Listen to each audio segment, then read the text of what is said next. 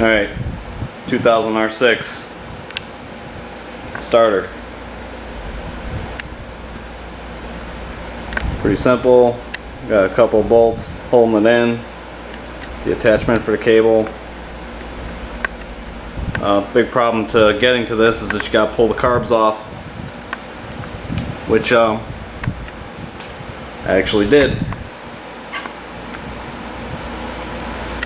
So unfortunately I did not take a video of taking the carburetors off, but I'm gonna make a video that kind of talks about doing that and all that. So, and I'm gonna get into why I ended up pulling the carbs off, but for now the carbs are off, so figured gonna throw this starter in there.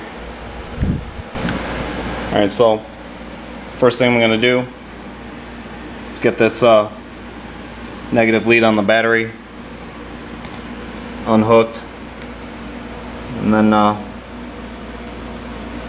see the starters down here. It's one of the mounting bolts right there, and the cable right there.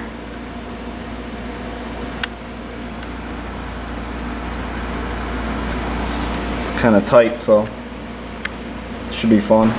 Alright, on my battery, this is a 10 mil, so got the cable off, and down here to get the cable off the starter I used a open end 10mm end wrench to sneak it down there and get that off. And so now I gotta take the attaching bolts off. Alright, those are the mounting bolts. They're 8mm, so use 1/4 inch drive, 8mm. Be sure to use a 6-point. Do not use a 12-point on these. Make sure it's 6. And a stupid long extension. You come down from the top and get them. See, there's one. There's the other one. So I gotta snake this thing out of here. Alright, got it out. You take those 2 mounting bolts out, and then I took this pry bar and I just got it in here and nudged the starter back. That broke it loose from where it mounts onto the transmission, and I had to loosen up this overflow bottle. So you're not going to take the starter out the top. You're going to come this way. It's kind of pinned in there because the thermostat housing kind of traps it in there. So take it out of the bike from the side. And I'll put a little bit of grease on this O-ring before I put it back in. Alright, got the new one in there. Put a little bit of petroleum jelly on that O-ring. Just slide it in the side, same way it came out. Gonna have to kind of lift it up and sneak it in there.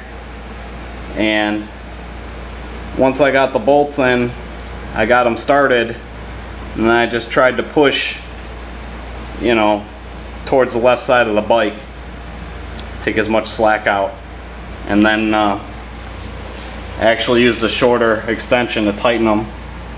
So, you know, I started snugging the bolts up, you know, do the front bolt and start snugging up the back, and just kind of keep hopping back and forth. And, you know, don't go crazy. You don't want to snap those bolts off, but at the same time, you know, it's a starter. You want those bolts in there secured. So, you know, using the shorter extension gave me a little more torque and a lot better feel than trying to tighten it with that longer one. So just kind of take your time tightening it. So now I got to hook up the wire. Alright, so here's the wire. I just cleaned it up with some sandpaper, a little 320, or if you had like a Scotch pad, something like that, just to knock any kind of dirt off of there. Then you can see I put some dielectric grease on there, so I don't have to reattach it.